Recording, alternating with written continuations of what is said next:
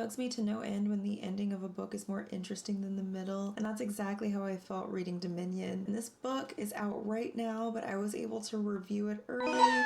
Dominion is the first book in a trilogy, and I really enjoyed reading A Fate Inked in Blood, and this book was pitched to me because of that. And Dominion was described as having elements of Fourth Wing mixed with the Hunger Games by way of Chinese mythology, and those things combined with the cover had me really intrigued. But now that I've finished reading the book, do I think that Dominion delivered on that pitch? In some ways I do, but in other ways I really don't. I'll let you be the judge of whether this book sounds like any of the previous ones that I have mentioned. The world in Dominion is divided into 4 rival dominions, which I thought of as separate but connected realms, and each dominion can worship different gods, animals, objects, have different magical abilities, languages, etc., etc. But the story is told in first-person point of view, so that meant that I was following along with Ruby Morningtail, and she is a 23-year-old who doesn't have any memories or powers. She can, however, mesmerize a crowd through song and ribbon dance. After defending herself, Ruby is thrown into a brutal trial where tigers choose their riders and eat the rest or play with them. But all that being said, obviously most don't survive, but Ruby does. And not only does she survive, she manages to bond with one of the tigers.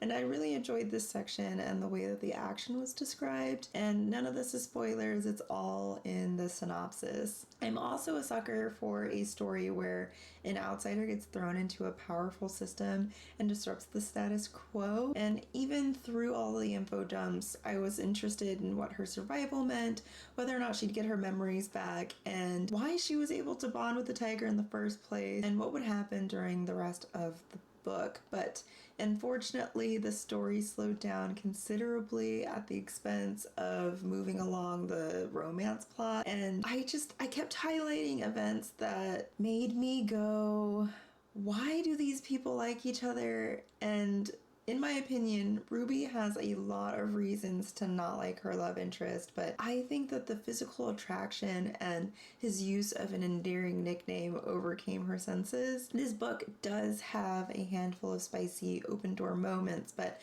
they weren't overly detailed. Overall, I didn't think that there was a lot of tension or emotional connection between the two main characters, and their banter felt really stiff, and I just overall needed more moments that convinced me that they could get past a happily for now type of ending. But outside of the romance, there were a lot of moments where information was just being told to me instead of being revealed through what was actually happening, giving me action points. There were a lot of sections and a lot of time spent describing rooms, clothing, or just food. But I, in some sections, was craving a pork bun, so I guess the descriptions did accomplish something, as I did go down a little rabbit hole learning about all the different types of fillings you can put in a bun. But I did want the story to focus more on the conflict, the tigers, and what they can do in connection with their rider, and really what Ruby's place was in the dominion that she lived in. But by the middle of the story, I was still really confused about what was possible in the world, and I didn't really have a clear grasp on what the powers and what other creatures existed in the world.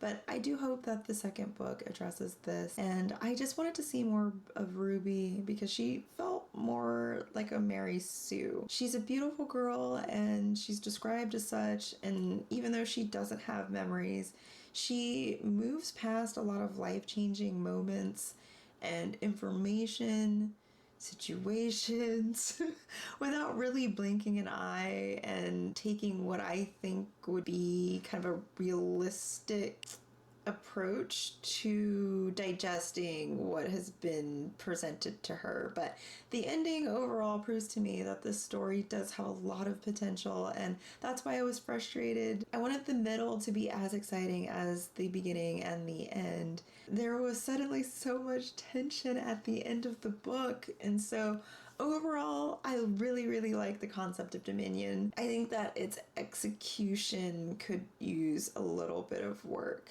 But overall, I thought the world, the mythology aspects of the story, the tigers, and the idea of an outsider breaking in all really kept me locked into this story. But it was the slow pacing, the amount of info dumping, the confusing magic system, the lackluster romance with limited character growth.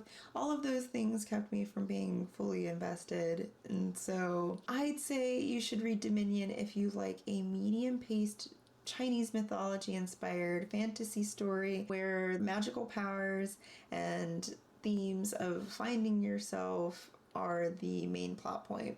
So, all that being said, would you continue to read a series if you liked the ending more than the rest of the book?